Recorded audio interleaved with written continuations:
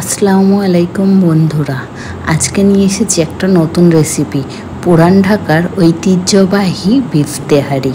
চলো এটাকে খুব সহজে তোমাদের বানিয়ে দেখাই।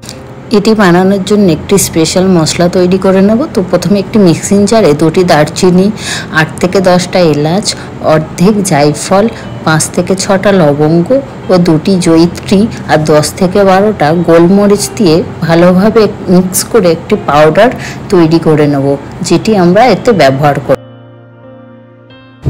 তো এবার একটা কড়াইয়ের মধ্যে 1 কাপ পরিমাপ সর্ষের তেল নেব। আমি এখানে রান্নাটা পুরোপুরি সর্ষের তেলের মধ্যে করব।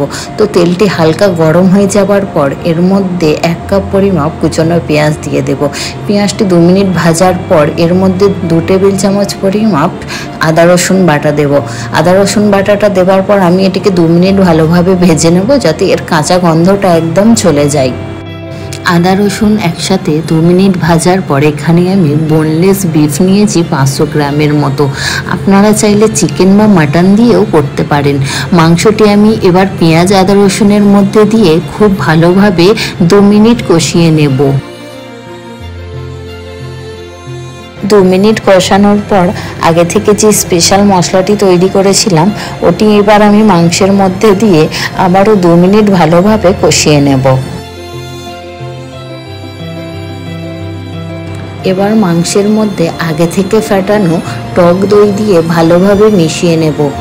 ভালোভাবে মেশানোর পর 5 থেকে 6টা চেরা কাঁচা লঙ্কা ও পরিমাণ মতো নুন দিয়ে আবারও 5 মিনিট খুব ভালোভাবে কষিয়ে নেব।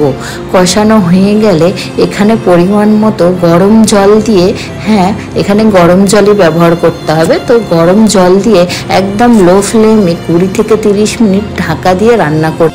30 মিনিট পর দেখতেই পাচ্ছ মাংসটা খুব ভালোভাবে রান্না হয়ে গেছে, একদম সিদ্ধ হয়ে গেছে আর মাংস থেকে তেল একদম সেপারেট হয়ে গেছে। তো এটিকে এবার একটু অন্য জায়গায় তুলে নেব। তুলে নিয়ে আমি এই তেল মশলার মধ্যেই চালটাকে খুব ভালোভাবে ভেজে নেব। এখানে আমি 2 কাপ পরিমাণ গোবিন্দভোগ চাল নিয়ে খুব ভালোভাবে ধুয়ে জল ঝরিয়ে রেখে দিয়েছিলাম। এবার এটিকে তেল আর মশলার মধ্যে দিয়ে একদম লো ফ্লেমে 5 মিনিট ভেজে নেব, যাতে মশলার ফ্লেভারটি চালের মধ্যে খুব ভালোভাবে মিশে যায়। আর অবশ্যই তেহারির জন্য গোবিন্দভোগ চাল ব্যবহার করতে হবে। এরপর এর মধ্যে ডবল পরিমাণ জল দিয়ে দেব।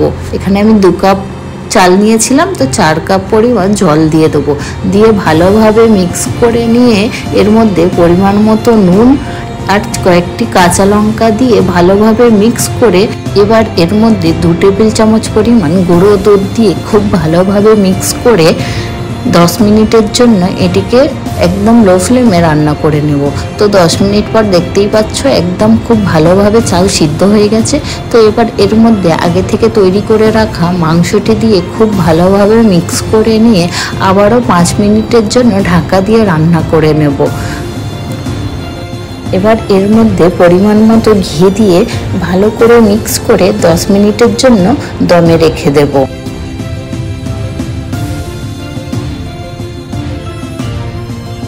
10 মিনিট পর একদম পরিবেশনের জন্য রেডি পুরান ঢাকার ঐতিহ্যবাহী বিফ তেহারি।